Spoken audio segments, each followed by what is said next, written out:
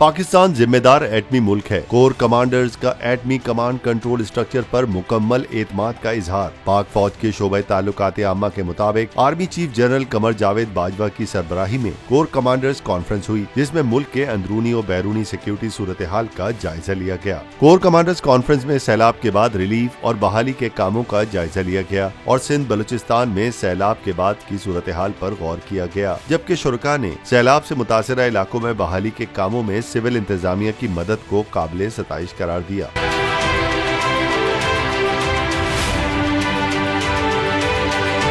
ISPR के मुताबिक core commanders conference में एटमी कमांड और कंट्रोल स्ट्रक्चर पर मुकम्मल एतमाद का इजहार किया गया। कोर कमांडर्स कॉन्फ्रेंस में कहा गया कि पाकिस्तान एटमी हथियारों से लैस जिम्मेदार मुल्क है और पाकिस्तान ने अपनी एटमी सिक्योरिटी रजीम मजबूत बनाने के लिए तमाम जरूरी इकदाम किए हैं। मुल्क के स्ट्रेटेजिक असासों के सिक्योरिटी इंतजाम भरपूर हैं। ISPR के मुताबिक इस मौके पर army chief general Qamar Javed Bajwa ने कहा कि पाक फौज हर किस्म के खतरात से मुल्क के दिफा के लिए तैयार है।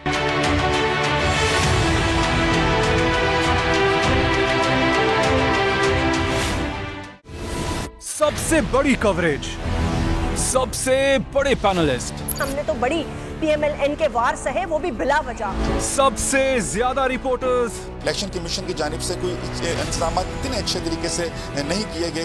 बोल की रिवायत, सबसे पहला नतीजा। अहम खबर है बहावल नगर भी कप्तान का PTI कामयाब, मुकम्मल गैर हतमी गैर सरकारी नतीजा सिर्फ बोल न्यूज पर। लम्हा बा लम्हा इलेक्शन की खबर सिर्फ बोल पर। सब्सक्राइब करें और बेल दबाएं ताकि कोई खबर रह न जाए।